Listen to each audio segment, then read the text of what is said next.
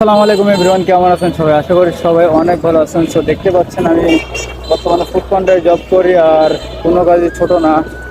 দেখা যায় অনেক মানুষ এই কাজ থেকে অনেক ছোটোভাবে দেখে। সো আই ডোন্ট কেয়ার, কেননা আমার লাইফ, আমার সাফল্য, আমার সব কিছুই আমার নিজেকে করতে হবে। সো অনেকক্ষণ পরে একটু অর্ডার আসছে। আসলে অর্ডারটা পিক আপ করতে প্রায় 1.5 কিলো দূরে যেতে হবে। দেন ওখান থেকে অর্ডারটা পিক আপ করার পরে আমাকে আবার অর্ডারটা ডেলিভারি করতে হবে। তো সেই জন্য ভিডিওটি করা। আর অবশ্যই দেখতে থাকুন আমি কীভাবে অর্ডারটা পিক আপ করি।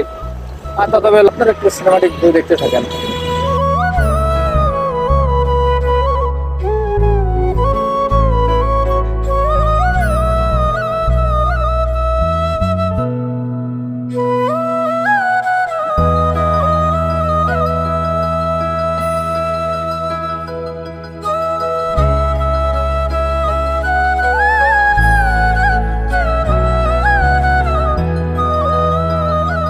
তো দেখতে দেখতে আমি পিক আপ পয়েন্টে চলে আসছি। পিক আপ পয়েন্ট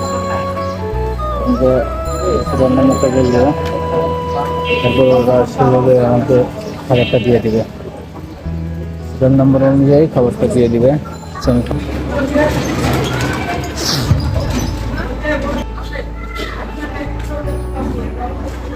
আলহামদুলিল্লাহ খাবারটি পিক আপ করা ডান। এখন আমরা যাবো কাস্টমার লোকেশন। কাস্টমার লোকেশনটা মেবি অনেক দূর। প্রথম অর্ডারটা পেয়েছি পিক আপ পয়েন্ট অনেক দূরে এবং যাওয়ার পয়েন্ট অনেক দূরে। কাস্টমার লোকেশন এখান থেকে মেবি 3 কিলো দূরে। ওখানে যাবো। রাস্তায় আজকে আবার জ্যামও বেশি। দেখা যাক, এভাবে আমাদের চলতে হবে, এভাবে যেতে হবে। যাই হোক, কাস্টমার লোকেশন বরাবর চলে আসছি।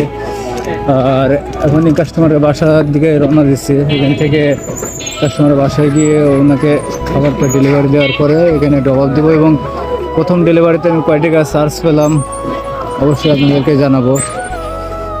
এবং কাস্টমারের বাসাটা আমাকে খুঁজতে হবে, দেখি কাস্টমারের বাসাটা কোন জায়গায়। আর প্রথম আমরা কাস্টমারের লোকেশন বরাবর চলে আসছি। এবার এখান থেকে কাস্টমারকে ফোন দেবো এবং ফোন দিয়ে ওনাকে জানাবো যে আমি ফোনটা থেকে আসছি। উনি যদি দুপুরে যাতে কয় তাহলে অবশ্যই উপরে উঠতে হবে। আর যদি বলে যে না আপনারা লোক ওয়েট করেন তাহলে আমাকে অবশ্যই এখানে ওয়েট করতে হবে।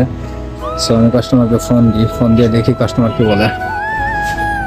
আসলে কাস্টমারের সাথে কথা হয়েছে, কাস্টমার আমাকে উপরে যেতে গেছে। কাস্টমারের বাসা হচ্ছে 5 তলায়। 5 তলায়